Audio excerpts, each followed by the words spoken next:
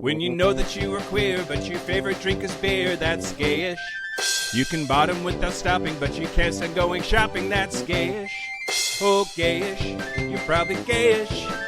Well, life's just too short for narrow stereotypes, so it's gayish. We're also gayish. It's Gayish with Mike and Kyle. Hello, everyone in the podcast universe.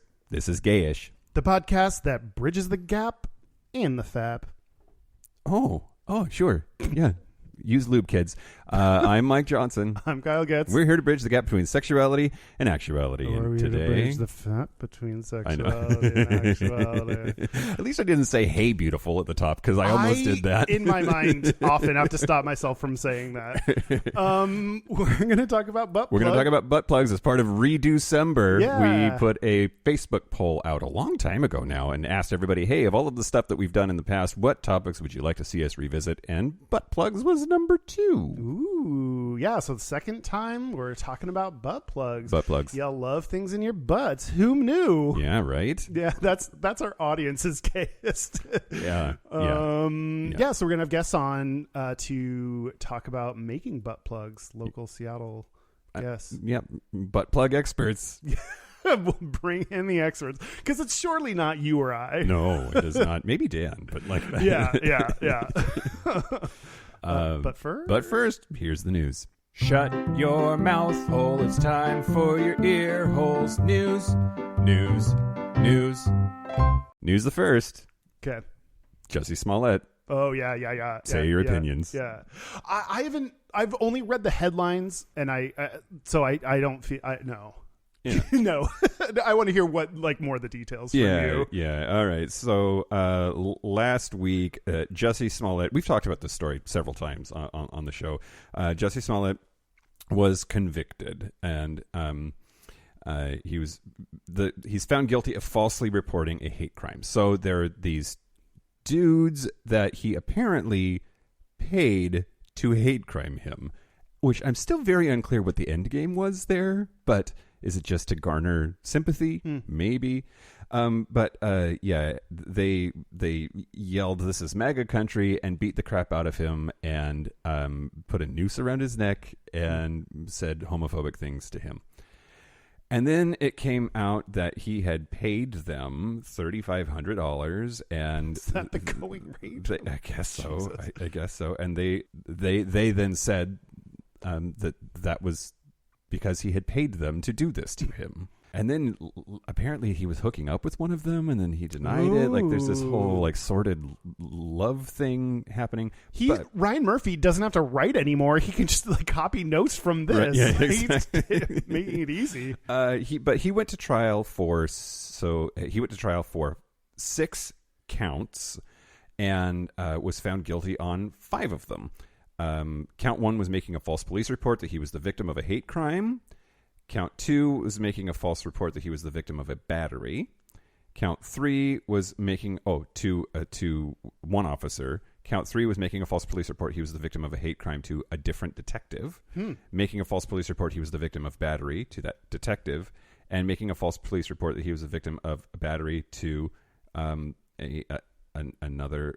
another report, but to the same detective. Basically, he'd given the same bullshit story to too many people, and each turned into a count. That's something that I did not realize, that we could all these different counts count as separate charges. I mean, if you run the same stop sign 4 times, it's still 4 tickets, I guess. Or 0 because they've never caught me. Ooh. You're a rebel, Kyle. I'm crazy. You're such a bad boy. The only stop signs I pay attention to are sexual. Oh my god. Consent is sexy. Jussie Smollett was an actor on the show Empire, and that's why we care. And came out as gay, and so he's been found guilty. His lawyer, of course, says that he's certain that it will be overturned on appeal.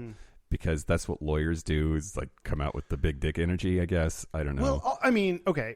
What I will say is that I initially, I remember hearing about this, and then hearing when people started kind of turning, the press or media turned, I remember at that time I did read it, and I felt good about defending him at the time, because it was like, Chicago PD has evidence. Yeah. And then it was like, but what is that? Like, you never read any details. Right. And I like believing victims, believing right? a victim, especially over the PD who says they have evidence but doesn't name it. I feel good about that stance. Yep. And I still think it's worth, again, because I don't know enough about this, I think it's still worth questioning, like, just because a jury convicted him, sometimes there's, I don't know, other people know more about like how believable the, like, that conviction or what the evidence actually was in the trial that would know more. So like, I still feel good about not just believing, oh, the system got it all right and it's fine. Sure. So sure. I'm with you on that. I think we know this already. I'm slightly more conservative than you are when it comes to like criminal justice stuff. And to me, it's now game over. Like, a 12-person jury deliberated for 9 hours and found him guilty. I just have to believe he did it. But great. I mean, I get why, but like this is like the systemic part of like the way things are structured is like, who are those people? And I don't want to like, I think it's worth holding some like shadow of like doubts or not just, oh, he was convicted and always that 100% that's always true kind of thing. Yeah. But I don't know enough to like stake my reputation on Jesse Smallett. Yep. Well, do I have a reputation? I don't know what I'm worried about there. My pristine reputation. Your record. Yeah, I don't know. Well, all of those are disorderly conduct charges, and for a false crime report in that jurisdiction is a Class 4 felony, each punishable by up to 3 years in prison and a $25,000 fine. And it's now up to the judge to figure out whether to make them concurrent or consecutive. So, wow, that makes a big difference. Oh yeah, it does. Yeah, so like it's going to be 3 to 15 years. Damn. And $25,000 to $125,000. News the second. Yeah. This story, I don't know why it caught my eye. I mean, like, I don't know how I found it. It's on Pink News. A lot of my stuff comes from Pink News. But the headline, elderly gay Navy veteran jailed for almost 2 years for having consensual sex in a nursing home. So, wow. Yeah. Ryan Murphy has so little work to do. Just listen to Gayish, Ryan Murphy. It's the log line. Like, you got it. You're done. At the Southampton Manor Nursing and Rehabilitation Center in Shippensburg, Pennsylvania, Leroy Martin, an 81-year-old Navy veteran, had consensual sex with at least 2 men during the summer and autumn of 2019. What a slut. Yeah.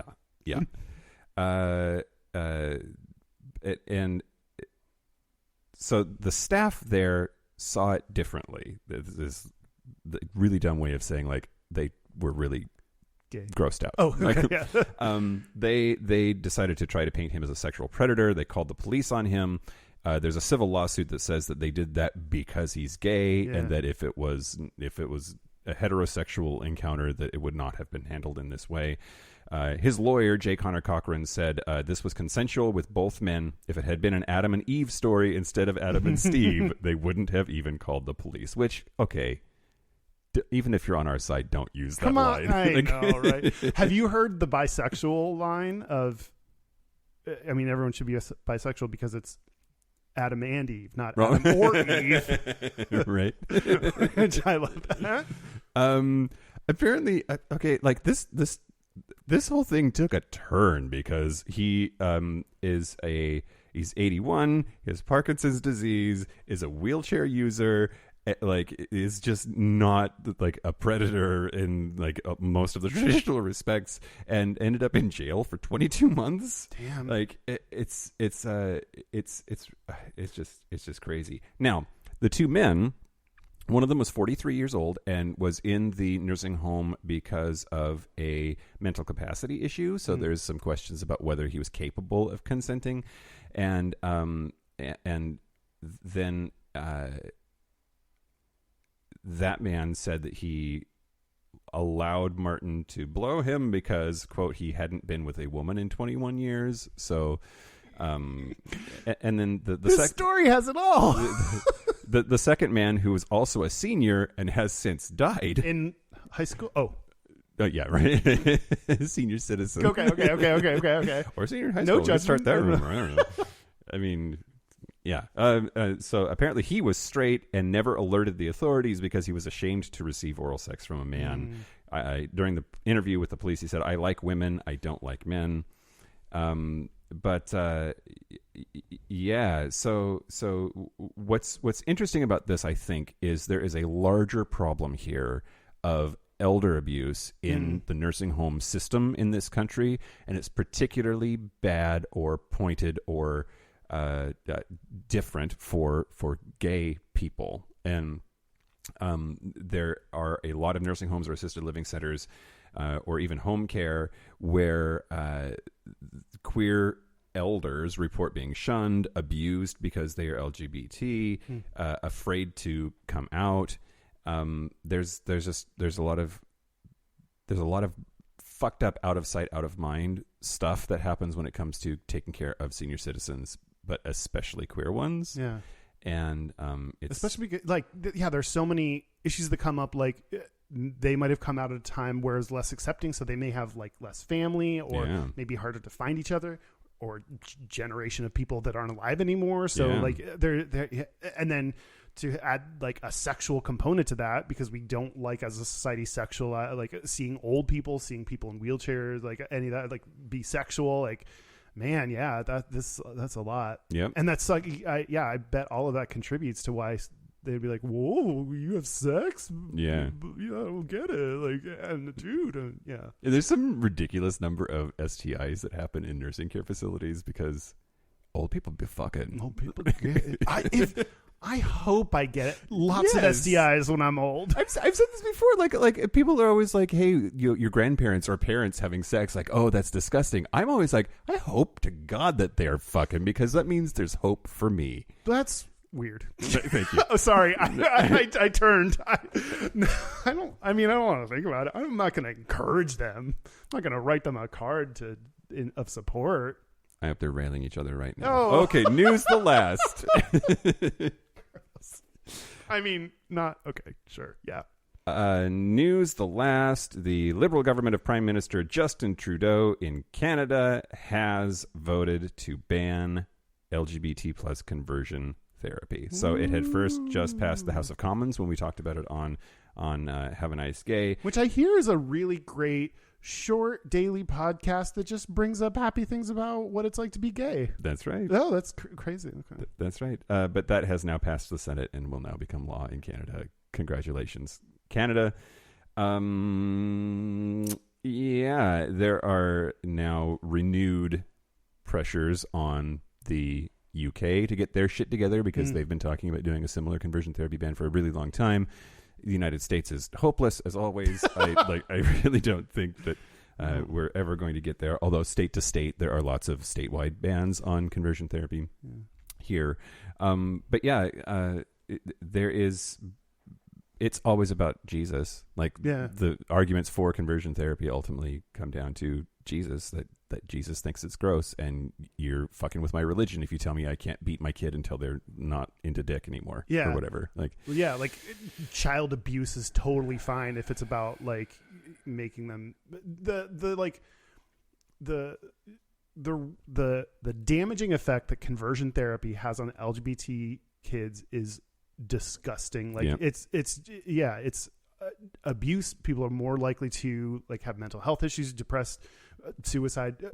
And why, if you were, and of course you would, because you're like, it's insane that I think like even there are things about like, I think Amazon maybe didn't allow books about conversion therapy, and it's like, oh, but freedom of speech. But like the same people that are like, but we have to take out this trans book because like this might rub off on my kid or whatever. It's just all comes back to Jesus. It's stupid. It is stupid. Merry Christmas, everybody. Happy Hanukkah. Oh no. But that's the news. Great. Yeah. Do you want to talk about butt plugs? Well, first you're going to tell us about... No, you don't. I remember. You didn't remember. I remembered. Hey, remember, whoever yells it the loudest is the right one, and I remembered. Great. I would like to thank the following non-stupid people. Our recent Patreons. Are any of them Jesus? Jesus, number one. Okay. He pays us in love, Oh. that's fucked up, Jesus. Give us money or something we can sell. I'd like to thank Mason Taylor. Mason Taylor? Who's just recently on For Attention. Oh, yeah, as yeah, a yeah, panelist. yeah. Thanks, Mason. Casey. Love you, Casey. Thanks for having one Is name. that the letters or is that the spelled out word name? Ooh, this is Casey, the spelled out name. You're right. Okay. KC might have thought they got an extra shout out, but no. I mean, if all of Kansas City got together to give us one Patreon subscription, like, Nope. Armando Yaz Gonzalez and nice. And Patrick. Oh, all right. Thanks. You were waiting for the rest of that, weren't you? Thanks, Patrick. Thanks, Patrick. I hope you're a saint. Christian? And he has Is a that day what a- in what? March. Never mind. Okay, great. Oh, great. Okay. Drinking. I remember that. Okay.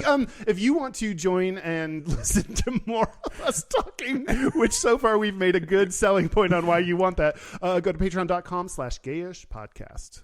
And our guests today have exciting something to share with our Patreon folks. A little fuck.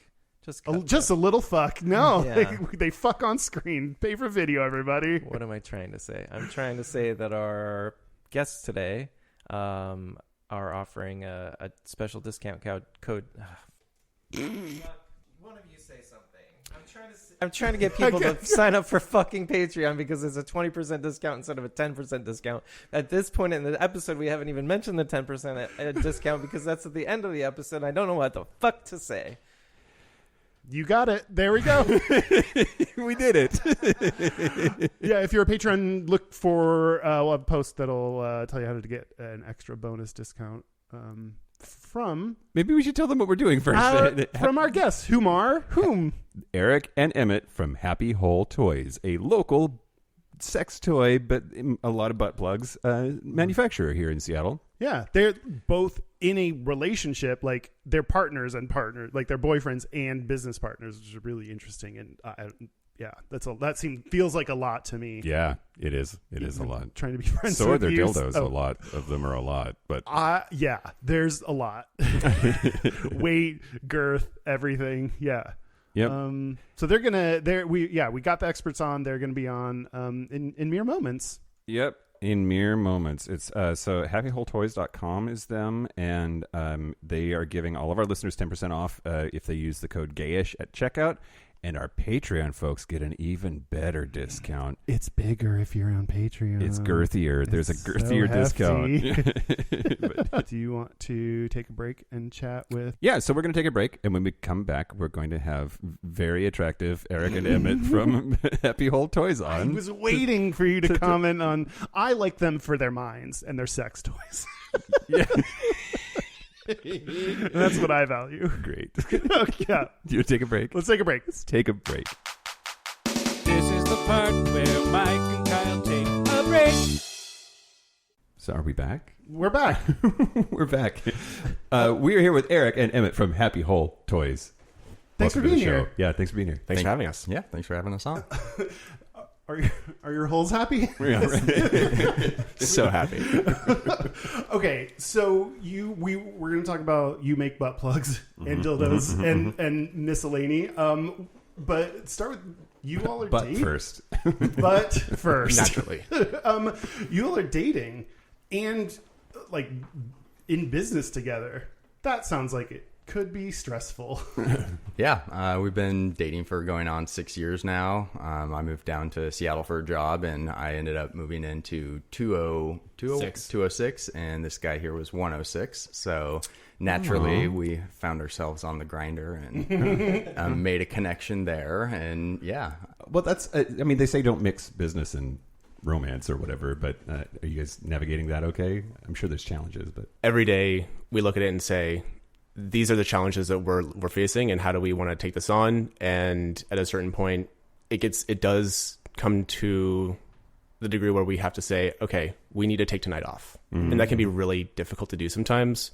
Yeah. But you can usually tell it's just like, okay, it's to the point where we're not being productive because we're just kind of in it, and we need to step back and appreciate each other and just watch a movie, go to dinner, something not dildos. Yeah. Butt plugs. I was thinking if you're like, okay, we're going to set aside business for now. Let's have sex. And you get out one of your butt plugs and you're like, oh, wait, this is, do you think about this all the time now? Even like on your personal time? I would say that, yeah, we tend to not like always play with our toys too. It's like when we do like get to play together, it's great because, you know, we can not have to focus on the company and we can kind of just be with each other. So that is nice. But yeah, sometimes when we do pull it out, it's like, okay, is this work or is this play? That's also kind of the crux of that, where the company came from. You know, has a collection of other toys from other companies, and it's because that, you know, something that we enjoy. Yeah. And so it's not just like that we have our own product, and, you know, it's, you know, at a certain point, competition analysis to a degree, but also, Oh, this is research. yeah. So how does one decide to become a butt plug manufacturer? Like do you have skills in similar things beforehand? Do you decide this is what I want to go after and you just do it? So yeah, I went to school for manufacturing supply chain management. So Okay. naturally, I've always had this curiosity into like how things are made. So it was actually October of 2020, and yeah, I was using my toy collection quite often then, not being able to touch myself. So so yeah, naturally, I started like looking at my toy collection and was just curious, like, hey, how difficult is it to make something like this? And, you know, did a little bit of research, and I think along the way I found that, okay, some of the main processes involved in making a sex toy I had some sort of experience in within my like past life. So really to make a sex toy, you got to start with like a master, which is kind of like the initial model. So there's a couple of ways that you can do that. You can either do it through like a 3D sculpting program. You can actually like sculpt out of clay or other materials. Or you could use like an actual body part, and that's called life casting. So I had a little bit of experience with doing 3D modeling and stuff through some of the courses I'd gone through in college. So that kind of became a natural fit to go more on the 3D sculpting side of things, and also allowed us to kind of iterate on different sizes and shapes and designs and stuff a little bit quicker, not actually having to like sculpt it out of clay and then like go from there. So I had a little bit of like comfort with that. And then the other part of it is really the kind of mold making and casting part. And it's like not exactly how we do it, but I think back to when I was a kid, and I think it was middle school, we did this like art project where you had to make like a alginate face casting, and then from there they did a plaster mold, and then we did like a glass like thing over it. So it was like a little art project there, but had some experience with doing that. I was like, okay, if I could do this with my parents when I was a kid in middle school, like how hard could it be? So yeah, did that. And then kind of the last component was just running the business, and I had a painting company when I was in college, so I had a little bit of experience like getting a business started up, so that wasn't quite as daunting as it may be for other folks. So kind of all those pieces came together, and the stars aligned. It's like, all right, let's give this a go. There's a stigma to sex toys, sex work, sex anything. And a lot of things you're describing are like being in college and talking about manufacturing. Do you talk to people about like in college or Does your grandma know what you do? Oh, good question. She does now. It was like our second coming out, like kind of having to tell the family then about, because you know, we both are fortunate to come from great families who were super accepting of us when we came out as being gay, and you know, I've been out since high school. So it was like our second coming out. We were so nervous to like have to tell our parents. It's like we did this for like a year before my parents found out, and then yeah, I've like told grandma, I don't know, maybe 6 months ago or something. She was so accepting. She was so excited for us, and you know, even told her friends about it. Oh my! Really? Oh yeah. Oh, to be a fly on that wall. Oh my goodness. I was going to ask what that conversation looks like. Right. Like, hey, grandma. Yeah, no, grandma had some questions afterwards. Just like, how do you even use this? And we didn't go down that path. But yeah, I know it was funny when my parents discovered, they kind of pushed us into it because they were dropping off something actually for Emmett's birthday, and we're just doing a drive-by. It was like in the middle of COVID, so I didn't think they were going to like want to actually come into our house, but nonetheless, knock at the door, and here's mom and dad standing outside, and mom needs to use the restroom, so she asks if she can come in. So I try to, you know, play some defense, and she's like, oh, are you sure? Like, oh, the place isn't very clean, and la, la, la, la. And she's like, oh, yeah, no, I really need to go. So, okay, invite them up, and then as soon as they get to the top of the stairs, just like, okay, I gotta stop you guys, gotta tell you something. Started a company, you know, about a year ago, and this is what we've been doing. And then they walk upstairs because we just had dildos and butt plugs all over the living room. So that's kind of how that one came out. But they were so accepting of it and so supportive, and they've always have been. So it was great to have that support from the family going into it. And I think something that's kind of important to note, though, is that the toys that we make aren't a commodity product where they kind of all look the same, or it's just a flesh color, or like a single solid color, or something to that degree. Each one is unique. Each pour is something that we kind of put together with a series of colors. A lot of them have UV reactive pigments in them, or glow in the dark, and so it's kind of there's kind of an art to it to like a really significant degree. And so it's not just, oh, we're making butt plugs. It's like, oh, this is actually something that's really, oh, I really like that one. Oh, that one looks different, and it's just, there is something that's more than just a commodity that I think actually is just, they could kind of appreciate. It takes a lot more than just ordering something from a supplier overseas. They're a butt plug snowflake. Yes. No two are alike. I love it. And we're going to be showing some of those. If you're on Patreon, we'll be talking about it. And then if you subscribe to video, you'll be able to see some of those. So, but yeah, that's on your website. You did have it. You mentioned it earlier before we started. Good, honest dildos. This is like one of the taglines you're using. And I was going to ask, like, why? What does that matter? Why does it matter rather than ordering something that like I can get on Amazon and order anything like? Oh, your face said, yeah, tell me why does it make a difference, or what's the kind of value there? Yeah, so a lot of the products that you'll find on Amazon are made of products or a material that it's not. So what's unique about ours is that it's made of 100% platinum cured silicone. And that's actually, that distinction is critical, because some of them will say silicone, or like I know like a lot of the popular ones that you see like on Twitter or whatnot are like those jelly kind of toys, the kind of clear ones. It's often not clear what they're actually made of, or they might be made of a plastic that's been softened with some sort of an unknown kind of a industrial substance, really, and that can actually lead to them degrading or melting, or just it's not chemically stable is the fear, and you don't really know how it's been treated. On contrast, ours are made from 100% platinum cured silicone. We go to our supplier, we get a kit of the material, and it's 2 buckets. It's like an epoxy. So there's a part A and a part B. We add the colors to that are body safe, cosmetic grade. And then, it's that's it. There's no post-processing aside from just literally cleaning it and then boiling it, because our toys can be boiled. That's another huge selling point, is it can be heat sanitized, unlike plastic toys that would melt. Is there anything else that people wouldn't, the casual butt plug shopper like me should know about or look for? Like that, I would never thought to look for those specific things. Like, what else should people look for when they're buying sex toys? Generally, price tells you something. The material that we use is not cheap, and if you're finding a butt plug that's $10, $20. I wouldn't probably buy that. At a certain point, I definitely wouldn't, now knowing what I know.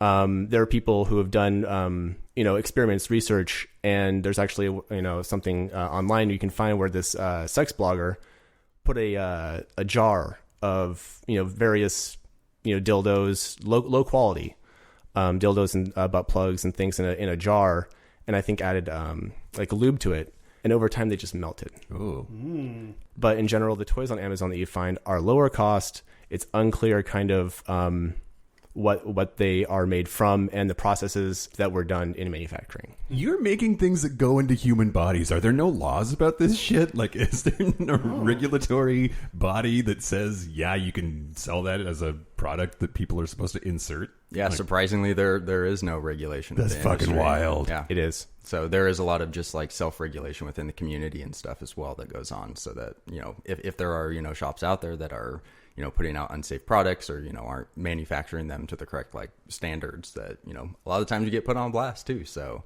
it's definitely something that we take a lot of pride in the process, and making sure that we're doing things right there, so that we're putting out safe products for people to use. And there is a indie toy maker community, and these people put so much, they come into it with backgrounds in engineering and chemical backgrounds, and there's someone who's going. I think they're going for their like third PhD right now. Like these are in butt plugs. In butt plugs. That's the doctor I want to see. But yeah, no, it's really different than a lot of industries. There's a lot of collaboration and sharing between shops on best practices, how to make things the correct ways, and things to avoid. And it's really unique. Usually people try to keep those things close to the chest, but it's been a really great community to be part of and involved in.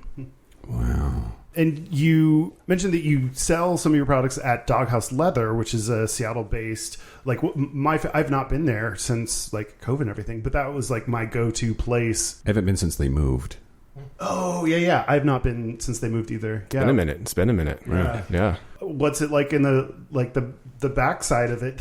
I don't see. Like, what's it like working with them and like sex toy shops, like the physical shops? Yeah, it's been a great experience for us, and I think it kind of like ties in nicely to what our actual like model is and how we sell toys online. But in the retail space and brick and mortar, it's been great for us because we don't have to necessarily take a picture of every single toy and make a posting for each of them on our website. So there has been some benefit from that, but it's just been great working with Doghouse. They've been such a supportive partner and, kind of giving us a lot of like flexibility being like new coming into this industry and in the retail space. So there's just been a lot of learning for us, and they've been really flexible on that, and they've been great to partner with, and they definitely want to see our brand grow too. So it's been nice having that support within the community here in Seattle. I'm blown away by the phrase indie sex toy manufacturer community. Like that concept is wild. How big is that community like in Seattle? Like how many operations like yours are in the greater Seattle area, would you say?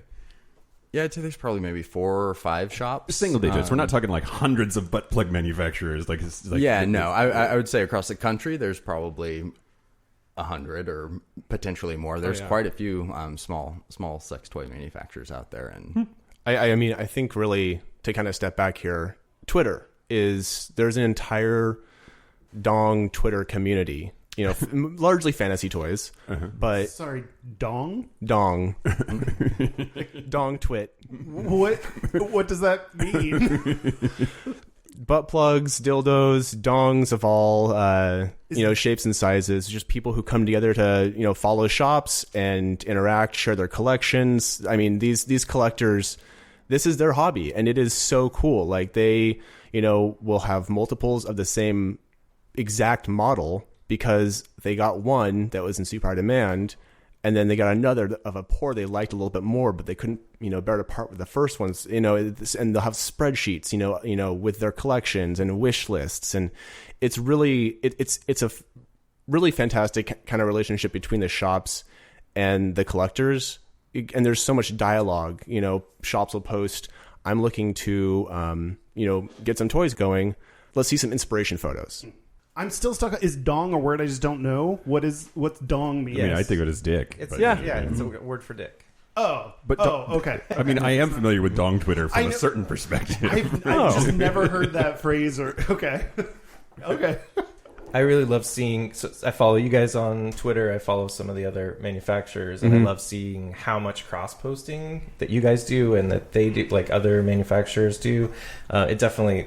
Like the community element there of the indie manufacturers is clear that everyone's kind of lifting each other up. It's very cool. Yeah, we really do strive for that. It's kind of rising tide all boats sort of a thing. Their success ultimately is the industry success, which then filters down to us at a certain point. Let's get more followers, more awareness really of why people should invest more, in a high quality sex toy, because frankly these other ones are concerning from a health perspective. And they just don't last as long. Like I find that platinum cured silicone toys, they'll like you can have them around forever. You can hand them down to your kids if you wanted to. Grandpa used this back during the COVID back in times. the old days. You mentioned taking pictures and like kind of the work that goes into like putting together a website, and I didn't think about it until then. Do you get tired of sex toys? Like it seems like, are you inundated enough that it starts to become like boring or less exciting than it used to be when you weren't in the business? Oh, certainly. Yeah, no, getting ready for a drop is super stressful, and it's always, there's just so much work that goes into it to get, every single toy. You've got to pour it, you got to pull it, you trim it. And then you got to clean it, and then you take pictures of it, and then get it up on the website, and then you can finally sell it. So what is drop? Where do you drop them? Are there is it like the Katy Perry album where there's butt plugs hidden in the park somewhere? Yeah, so a lot of shops kind of operate on a drop model. Some also will like allow you to just order a custom toy, but what we do is we'll pre-build a bunch of inventory. So we'll decide, okay, we want, however many of each of the various sizes and firmnesses, and then we'll go out and we'll pour a bunch of toys, and we'll trim them and process them and get them ready for sale. And then on one day that we'll announce, usually a week or so in advance to the Dong Twit, we'll let them know, hey, this is when we're going to do our drop, and then we'll post all the products kind of at once. And we usually do a pre-shop so people can go in and kind of scope out which items they may be interested in, favorite or whatever the page, and then at a certain time we load all the inventory into the store, and then people can buy up the toys that they've got their eyes on. So it's kind of like a massive rush to get what you want, and then whatever's left is kind of what sits on our site until it kind of sells. It's still on the Dong Twitter. I just never heard that phrase. That's very funny. I'm a sheltered child and have no frame of reference. Like, it could cost anywhere between $500,000 and $800,000. What is your price point? I'm sure that it matters based on like features or whatever, but like what on average, like what's a retractable roof? So yeah, like a lot of our smaller toys, like our smaller plugs and our extra small toys, those are probably going to be around like $40 to $50. But then some of our extra large toys, I mean, those are over 100, almost 200 for some of those. Like I think our XLs we sell for $175. But again, the reason why they are so expensive is because platinum cured silicone, just as a raw material in itself, is very expensive. When I went to the shop to like pick up ingredients for the first time, and I saw how much I was going to be spending on it, I definitely questioned, like, okay, how feasible is this dildo company? So there's definitely a lot of raw material cost that goes into that in price point there. But then the fact that everything is handmade, we think that that's also a great selling point of the product. What is the biggest sex toy you've ever made? Give me dimensions. That would be probably our XL Sasquatch. Explain yourself. So yeah, this is a model that we actually worked with a really talented artist in the Dong Twitter community to help develop. But it's part of our Pacific Northwest collection lineup that we've been working on, kind of building out here over the last year. But yeah, it's a very kind of, when you look at it, you see a penis, but then you look at it a little bit longer and you see kind of some of these other aspects that a lot of people like in toys. So one is kind of like there's a knot, but it's like kind of it's not as like bulbousy as a lot of knots on some toys are, which is like a muscular kind of like ball within the actual dildo itself. So there's a little bit of that. So we were hoping to kind of appeal to some of that crowd with that, but it's a very kind of musculature, veiny looking penis. How big are we talking? Did we bring? I don't know if we brought in XL Squatch, but I think it's a little bit over 10 inches tall. We can get you the exact dimensions on it, but it's about a little over 10 inches tall. I think in circumference it's 8 to 9 inches. Dan, do you have the? It's even bigger. Okay. Your extra large Sasquatch is 11.2 inches long. The insertable length is 8.9. The middle circumference is 9.9, but when you get down to that knot, it's 10.6 inches in circumference. Yeah. Good Lord. And I didn't realize Sasquatches had so much disposable income. Quite. That is, man. It's a hefty dildo, yeah. Well, and the fun thing is we've recently upgraded some of our equipment, so we can go bigger. Do you want to talk about your prostate, Mike? Oh God! All right. We want your troubleshooting. We want tech support for Mike's butt. Yeah, my prostate is broken. Can you fix it? Right? Explain. You can't just say that. I mean, this is the second time we've done butt plugs as a topic. Thanks, voters, for deciding which topics we would revisit. You sound mad? Because now I'm going to talk about my inside my butt. And that's like, it's our bread and butter. I mean, I'm versed. I bought them all the time, but like, I have never had a like, holy shit, this is amazing. Like, the euphoric angels come out of the sky experience that a lot of bottoms talk about. And so I've just sort of resigned myself to like never having that amazing of an experience. I enjoy bottoming, but it's just not like, it's the experience as opposed to the sensation. And it's been suggested that perhaps the right toy would unlock the mysteries of my prostate, but I don't know if that's true. Like, are there some people who are just broken? You've also talked about Fix me. You've also talked about specifically trying to find your prostate. Yeah, that's true. Yeah, I mean, I think everybody's body is totally different. Like, I mean, I bought a prostate massager that was like supposed to have the right curve, and it had a little vibrator in it, and it was supposed to, hit the prostate spot on, and it didn't work for me. Like, it did not hit my prostate at all. And I think you guys had mentioned before, it's like the easiest way I've ever found it was with a finger. Mm-hmm. And yeah, so I feel like with toy use, it's not always going to be like right on the prostate. I feel like there's also a certain part of like just how you kind of orient your body. If you're like riding someone, I feel like sometimes that can kind of help like give you control over like the angle that you're trying to hit it at. But yeah, you kind of you've got to kind of poke around and find it. Poke around, that's not the greatest word, but feel around or have someone feel around and kind of help you find it. But then once you kind of understand where it's at, I find that you can get there with a toy. But I feel like also to come from like prostate stimulation takes quite a bit of like usually repetitive like hitting on it and like kind of massaging it, but then again, everybody's a little bit different, so I feel like it's kind of self-discovery to find the spot, but then once you do kind of figure it out, it becomes easier to find it in the future. If that makes sense. Okay, I just need to know where it hides and how to coax it out from its hidey hole. 8 more weeks of winter, right? Yeah. Staying in. I feel like it's farther forward than a lot of people think. Like when you're like, if you finger yourself, it's kind of hard to.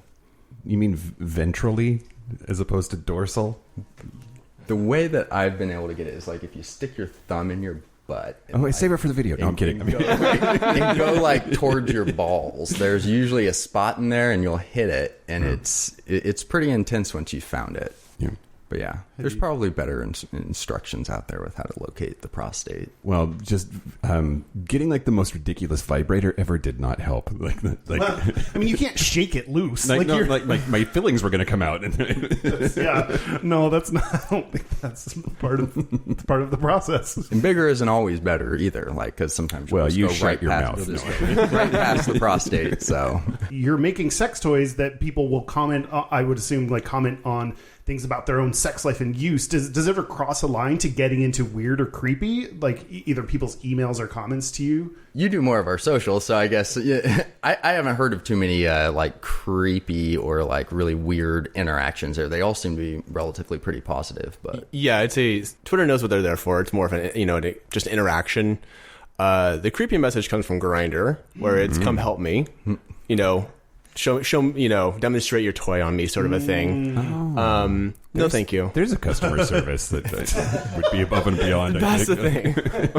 In the early days, it was like, well, I mean, how much? Now the company's going, open up a Patreon. Yeah, exactly. But no, I mean, honestly, it's there's the dong Twitter, like the fantasy dong Twitter, but then there's also a really active like fisting community and like just like big toy kind of like gay man community on Twitter as well. And I mean, I think that was kind of a turning point for us this year. Was we were a sponsor of Fist Fest, and Fist Fest. Yes, yeah, we went there. we sent off the goods all the way to Georgia, and they got there just in time. It was a last minute situation. One of their other sponsors dropped out, and so we hustled and made it happen. And so some of the attendees, a couple that were there, actually, we just kind of followed and had some really casual, just like, even just like liking sort of interaction on Twitter with. And, they got there and they recognized our brand. And so one of these, really great Fist Fest attendees won the first choice of the raffle. And, there were all these, bigger toys from one of the established kind of platinum silicone toy makers, that he could have chosen. And he went with one of our 12-inch Pride plugs and uploaded a bunch of content with it. And it, was actually it made a big difference. It was great. But then a lot of the comments are just a lot, those were directed more towards him per se. But then, we do talk to there's some OnlyFans, content creators that we, are talking with on the side and whatnot. And it's really just kind of at a certain point, it's doing business. And it just happens to be dongs. This Fest Fantasy Dong Twitter. I'm getting some great new phrases in my repertoire, and I appreciate it. You have products that are life casts, I think was the word that you used. We don't have any life cast products at this point. Any aspirations of that? Maybe in the future. Definitely see it as an opportunity within our assortment, but right now it's not something that we're actively pursuing, but we'll see. You talk about OnlyFans people. I know that's a very common thing. Hey, buy my dick, right? Oh yeah, I mean we've talked about it. It's definitely come up as at a certain point it is choosing our priorities, and the PNW collection has been great to us, and we do have a new model that we just recently announced just a couple of days ago, Geo, a model after a gooey duck. Great. Okay. Yes. Obviously, Excellent. We could not wait to roll that one out. Do you have a Kraken toy? Not yet. But we've been trying to think about tentacles are a big part of the toy community. There, a lot of people have those in their collection. So we've been trying to figure out, okay, how do we maybe lean into the Kraken side, knowing our new hockey team here in Seattle. What's gooey duck? Oh, you don't know what a gooey duck is? Oh, Kyle. Oh, okay. It sounds disgusting. Well, they're an interesting creature. Real phallic. Yeah, but I used to do this when I was a kid. I'd go out with my family, and we'd go out on the peninsula, and there's a place called Dosey Wallops that we'd go to, and we'd camp overnight, but then we'd get up and we'd go out and we'd go gooey ducking. So when the tide gets really far out, there's actually some really large clam type animals out there. So it's a really large clam with a really long neck, and it's got a big shell on it, but they're very phallic in nature. That's what they look like. So I even got pictures from when I was a kid, holding one right in front of my junk. Great. It's my dick. Classic. Yeah, so it's been fun to be able to take some of these things from just my life and growing up in the Pacific Northwest, and then be able to put that into our company. Kind of has a fun tie into it. Is that's a Pacific Northwest thing? Gooey ducks? Oh, yeah. Wow. Did you never watch The Dirty Jobs? No. Okay, there's a great Dirty Jobs with a gooey duck on it. So where they go to a farm and they pull a bunch of them out. And isn't that Evergreen State's mascot? Evergreen Exactly. State College mascot. Yep. yeah. Go gooey ducks. But yeah, we do have a model of it that we brought with Oh, us no today, way. So maybe we can pull that out for the Patreon section later. Oh my god. Are you ready to? Yeah, probably. Yeah. Okay. Yeah, that's awesome. We talked about butt plugs a whole bunch. Yeah, I think so. I learned new things. Hopefully, you all learned new things. Any last words before we go to break and do the Patreon stuff? Parting butt plug wisdom. Yeah, exactly. Honestly, investing in good toys, it's a kind of investing in your health. It's self love, self pleasure, all that sort of stuff. But really, spend a little bit more. Buy a toy that's actually going to last and going to, not be a health concern. There's something you can use with multiple partners because you can actually sanitize them between uses. It's a premium material for a reason. It has a whole lot of benefits. And unlike, glass or metal or other, products that actually, I think they're great. Glass and metal, I will never, dismiss them because they are non-porous. Plastic toys are porous. So, they covered little hiding spots for bacteria. But glass and metal, non-porous, you can heat sanitize, but they're not lifelike in firmness. And ours really are. It's that extra element that, and then of course the pores are super fun too. The glow in the dark and everything like that we love. But there's something special about the material for sure. Awesome. Should we take a break? Yeah, let's take a break. Let's take a break. This is the part where Mike and Kyle take a break. Are we back? We're back. We're back. We are going to do our Gayest and Straightest. We're going to do our Gayest and Straightest, but first, Eric and Emmett from Happy Hole Toys. Where can people find out more about you, what you're up to, get their hands on your butt plugs? Yeah, so our website is happyholetoys.com. So go ahead and check us out there, and you can shop our in-stock inventory. And if there's a toy that you'd love to have, but we don't have it in stock, you can use a form there to fill it out, and we'll hopefully be able to add it to our next production run. And then always follow us on our socials, Happy Hole Toys, or Twitter's at Happy Hole Toys. I think everything is Happy Hole Toys. But really most of our content and stuff, we focus on the Twitter and Instagram there. So those are probably the ones that we're most active on. But yeah, follow us there and stay up to date with the latest news, model announcements, and drop timing. Instagram, everything that goes on Twitter goes on Insta, but Twitter's just a lot more fun. It's a lot more, interactive. Definitely. Dong Twitter. Dong Twitter. Dong Twitter. It's a thing. Join the conversation. So then we'd love to offer all the Gayish listeners out there 10% off through the rest of the month. So go ahead and just use the discount code Gayish at checkout, and that'll happen automatically. Awesome. Sweet. Our listeners love a sale. They're cheap as hell. So this is fantastic. I hear podcasts are free. Well, our website is gayishpodcast.com. We are on Instagram, YouTube, Twitter, Facebook, and stuff at Gayish Podcast. Our hotline, you can send us text messages or leave us voicemails, is 5855-GAYISH. That's 585-542-9474. Standard rates apply. Our email is gayishpodcast@gmail.com. And our physical mailing address is Post Office Box 19882, Seattle, Washington, 98109. I love Christmas cards. Send them in. Oh. Are we? I hate them. Oh. So now we'll have to decide who you like better. Well, just send them to me then. And send Kyle lumps of coal. So Gayest, Straightest? Yeah. I'm happy to go first. Oh, okay. Just volunteering. So the gayest thing about me this week was I got dressed up to go to Costco because I know other gays shop there. I was like, I can't.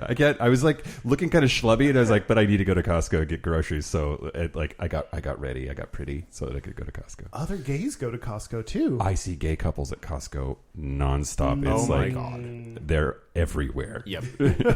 Mostly in the booze section. We're here for other things. Oh, booze. Wow, look at that. That's totally. Sure, I need a 12-pack of, Absolute vodka or whatever. Loading 2 30-packs of Truly into the cart, like doing that, like, come on, bitch, I see you. The straightest thing about me this week was I've been dating, and I went on a date, and we ended up watching the Syracuse Valparaiso game. I don't even know what you just said. It's basketball. I watched a basketball game, from like the whole basketball game. Like, why? I know. I actually kind of enjoyed it. Like, maybe that's the straightest thing. It was why? All the sportsing. How about you? The straightest thing about me is recently I've been remembering, SpaghettiOs? They're very good and very easy to make, and they have little meatballs or hot dogs already cut up in them. So I've been buying cans of food, like a single straight bachelor, which I'm those things except for one. My gayest is procrastinating and doing things later than planned is a gay thing, and I did not plan a gayest thing, and so I was procrastinating until this moment, and I don't have anything. So maybe a little bit of emptiness is gay too. So that's mine. Eric or Emmett, who wants to go next? Yeah, I can go next. So I would say the straightest thing, while it wasn't this week, I'm a home brewer, so I like to brew my own beer. So, Sure. I feel like that's pretty straight. What- It's been a while. So What kind? Is it a lager or This is great. ale or a... When the last batches I had done were more lager based, so it's definitely a little bit more complex to do that since you have to do like cold fermentations. But yeah, like that was what I was doing. Also love to brew seasonally, so depending on the time of the year, try to brew whatever is most appropriate. Nice. Mm-hmm. And then the gayest, I would say, is that I completed my second Locktober. Well done. So yes, went through that, and then actually did a back-to-back into No Nut November. So 2 months of being locked in chastity. So it's happy times now being free. Nice. That's great. I would say for my straightest is I've been checking my fantasy football scores throughout this recording, making sure seeing how things are going. I know Eric as well, but I love it. It's a bit of a numbers game. It's with friends and whatnot. So Gambling. No, just a little bit. Are you winning? Is your It's team? looking good. It's looking good. Yeah. No. One of the quarterbacks that actually I'm in 2 leagues, and both opponents this week had the same quarterback, and he actually got injured fairly early in the game, so that's giving me a bit of a leg up. So Nice. we'll see how that goes. I do think with any sports thing, the one way to get my gay ass excited about it is for there to be money on it. Oh, yeah. Then I'm suddenly the biggest fucking fan that ever existed. And right? one league, like it's like I've won, in the past year, and it was 4-figure. Like it was a nice payout, and so I'm on the cusp of being in the playoffs. So I'm super watching that, definitely watching that. Yeah. Awesome. And then the gayest thing I would say is that as we are in the middle of December, I'm having to struggle with my face routine and how I need to adjust the fact that I don't need to use as many oil removers and washing and things like that as it's that time of year where it's already dry. And we have a gas fire in our house, and so it just exacerbates that. So that's definitely something, my face routine is undergoing, that adjustment period at this juncture. Having a face routine, number one, and then seasonally adjusting it, absolutely. It's a must. Well, thank you both for being on. We really appreciate it. Thank you so much. Yeah. Thanks for having us. Yeah. I also would like to thank our super gap bridgers, Josh Copeland, Forrest Nail, Patrick Martin, Anonymous, Mark Walcott, James Barrow, Explosive Lasagna, Christopher Fail, Jamie Pugh, Kevin Henderson, Tipsy McStummels, Donald Linsky, Thomas B., Dusty Stanzay, Coleman, Chris Caggiatorian, Jerome York, and Cian and Javi. Thank you. Wow. Thanks, you guys. And that's it. This has been Gayish from the Chris Caggiatorian Studios. I'm Mike Johnson. I'm Kyle Getz. Until next week, be butch, be fabulous, be you. Beep. Butt plug. Butt plug you. I don't know.